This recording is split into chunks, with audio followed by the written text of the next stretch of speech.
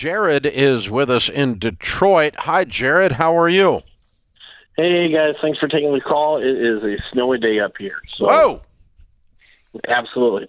I've been listening to you guys for about the last year or so on a regular basis.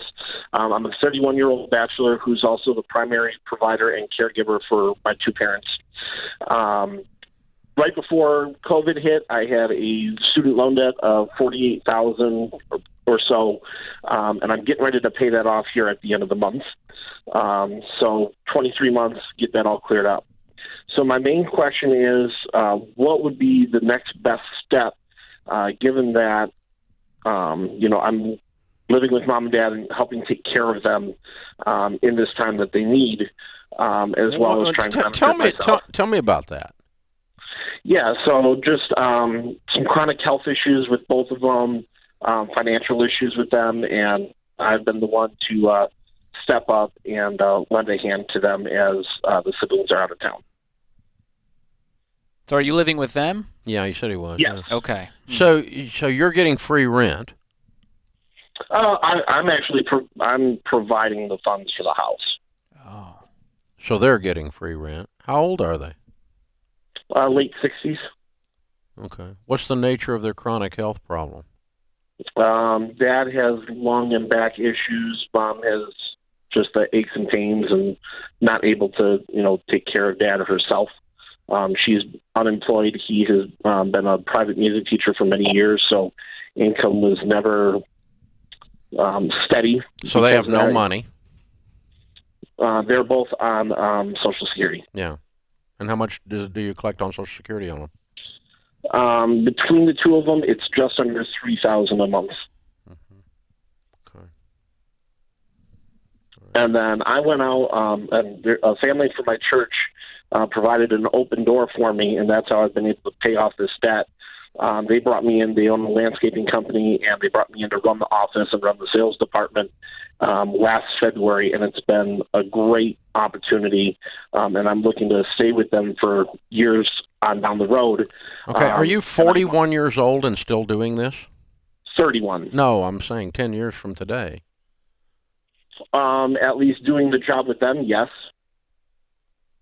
No, that would be my your goal. Parents. So, if that's what is needed, that's what I would say, yes, because I feel morally obligated to do that. Okay. But I would also, since I'm going to be paying off the debt, I would like to step back so from my when second you're job, which is a 51, full-time job as well. 20 years from now, you're still taking care of your parents? If I have to, yes, sir. Okay. I really appreciate your sense of honor, and I appreciate your heart. That's not sustainable. I disagree. And it's not a moral obligation for you to give your life away to take care of these folks who did not bother to take care of themselves just because they happen to be your DNA. And I'm not trying to be cold or mean, but when I do this on a short term, I'm with you. But when I stretch it out 20 years, I'm no longer with you on it. Okay. You and your siblings need to arrange for their care a different way so that you, young man, have a life. That's the hard thing, is that the siblings will not speak. Yeah. Why? Because of the way Mom and Dad acted. I don't know. Yeah, I know. I've tried and bridge a gap because I do respect that they have their own families. Mm-hmm. And then like, hey, I'm the one here with Mom and Dad. How can I help? And they go, they've not really given me anything to try and pursue any options. Yeah. Do you have dreams of having a family, getting married, all that? If the Lord wills. Well, I just don't want to see you held back by all of those opportunities because you're taking care of Mom and Dad. I'm not suggesting we throw them in the street and that we're cold and that you're right. dishonorable. You are a very honorable young man, and I appreciate that. There's not many people that are honorable anymore, and I really appreciate your sense of duty.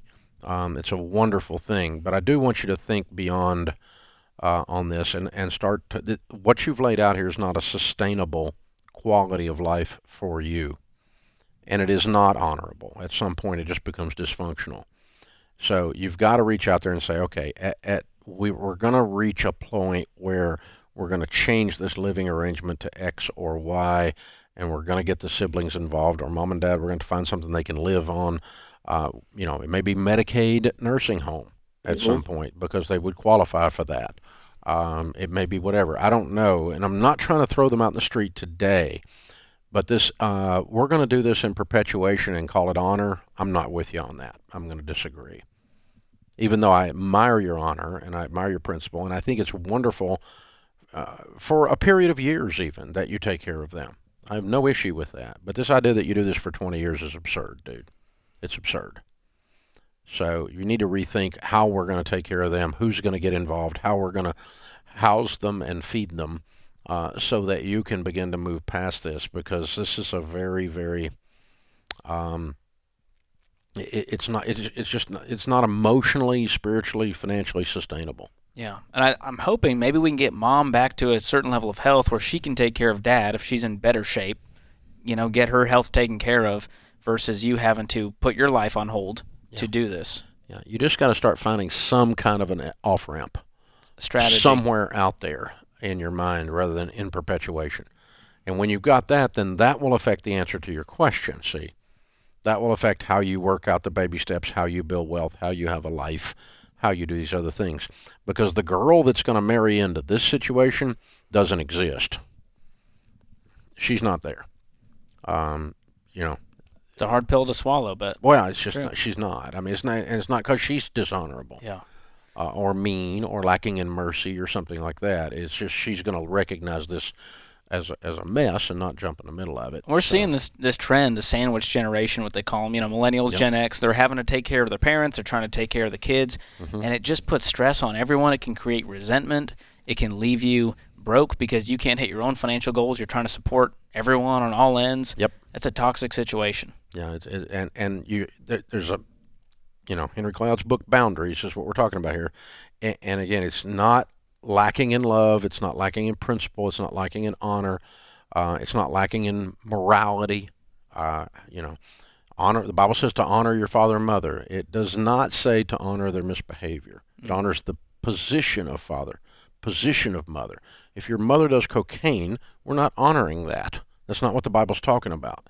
The Bible's talking about honoring the position of mom as a position, but not mom's misbehavior. Yeah, it's about respecting or mom's the authority. dysfunction, or dad's misbehavior, dad's dysfunction. That's not what we're talking about. And so, but somewhere out of these two, you ended up with a tremendous sense of duty, and that's a wonderful thing for you to have. It's going to carry you a long way in a positive way if you learn to put reasonable guardrails on it.